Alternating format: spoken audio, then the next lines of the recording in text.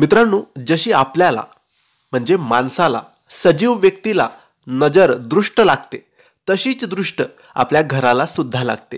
परंतु भरपूर लोक विचार करतील की नजर दृष्ट हे तर सजीव व्यक्तींना लागते, सजीव वस्तूंना लागते. घर तर सजीव नाही, ते तर निर्जीव आहे. परंतु असं नाही मित्रांनो. आपले घर, आपली वास्तू ही सजीव असते, हिच्यात सुद्धा जीव असतो.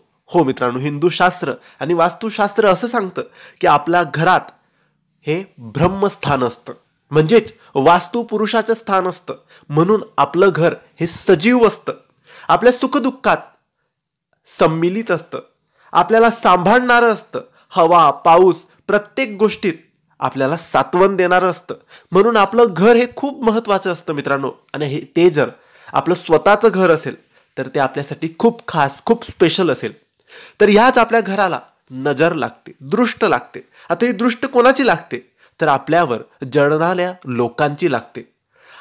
आपलं वाईट जे चित्तात, आपल्याबद्दल वाईट जे विचार करतात, मग ते नातेवाईक असेल, मित्र असतील किंवा आजूबाजूचे असतील, त्या लोकांची आपल्यावर नजर लागते. खास करून आपल्याला तर लागतेच, आपल्या मुलाबाळांना सुद्धा लागते, परंतु आपल्या घराला सुद्धा नजर लागते. आता ही नजर कशी लागते आणि या नजरमुळे काय होतं? तर मित्रांनो, जेव्हा नजर अर्थात दृष्ट जेव्हा लागते तेव्हा आपल्या घरातले वातावरण हे बिघडते.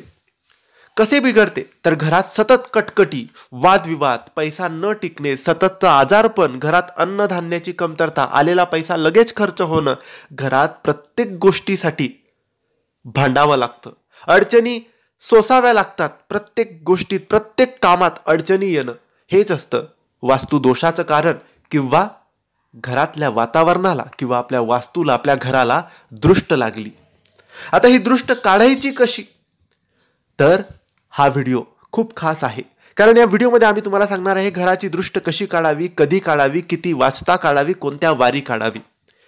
मित्रांनो, घराची दृष्ट ही मंगळवारी किंवा शनिवारी काढायची. या दोनच दिवशी तुम्हाला घराची दृष्ट काढायची आहे, मंगळवार किंवा शनिवार. दर महिन्याला तुम्ही काढली तरी चालेल, 6 महिन्यातून एकदा काढली तरी चालेल, हे तुमच्यावर आहे. तुम्हाला तुमच्या घरात काय जाणवतं? पैसा टिकत नाही, अन्नधान्य टिकत नाही, घरात वादविवाद आहे, अडचणी आहेत, आजारपण आहे. तुम्हाला असं वाटते की घरात काहीतरी बिघाड आहे. बिघाड अर्थातच की ठीक नाही चालू आहे, काहीतरी गडबड आहे, अडचणी आहेत, दुःख आहे, दरिद्री आहे, गरिबी आहे. तर तुम्ही दर महिन्याला तुमच्या घराची नजर काढा, दृष्ट काढा. आता मंगळवार किंवा शनिवार हा दिवस नजर काढण्यासाठी उपयुक्त आहे. आता नजर किती वाजता, कधी काढावी? तर नजर तुम्ही संध्याकाळी काढायची आहे, परंतु 7 वाजेच्या आधीच काढायची. अगदी अंधार पडू द्यायचा नाही. अगदी अंधार पडला तर नजर नाही काढायची.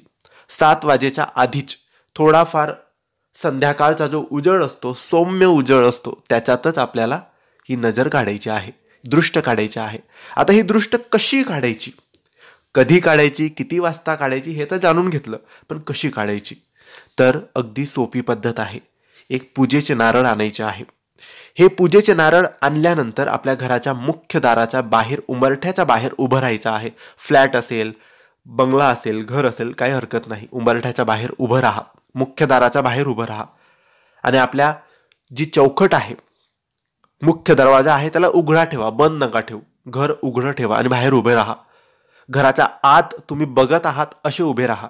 आणि जो नारळ आपण घेतला आहे त्याला वरून तर खालपर्यंत असं गोल, आरती ओवाळतो तसं 7 वेळेस तुम्हाला गोल ओवाळून घ्यायचा आहे.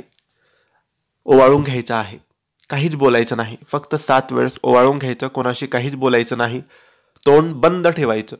7 वेळेस ओवाळून झाल्यानंतर घराचा आत तुम्हाला यायचं नाही तो नारळ घेऊन. घराच्या बाहेरच तुम्हाला लगेच जायचं आहे आणि जिथे 4 रस्ते असतील, चौफुली असेल, तिथे तो नारळ फेकून द्यायचा. किंवा वाहतं पाणी असेल तिथे टाकून द्यायचा. तलाव, समुद्र, नदी तिथे असेल तर तिथे टाकून द्या. 4 रस्तेही नाही, समुद्र, नदी, तलाव सुद्धा नाही, तर कोणतेही झाड दिसेल म्हणजे घरापासून थोडं लांब जा, 5 मिनिटं लांब जा आणि तुम्ही तो नारळ फेकून द्यायचा आहे लांब. अशा रीतीने तुम्हाला तुमच्या घराची दृष्ट सोप्या पद्धतीने काढायची आहे. नक्की काढा.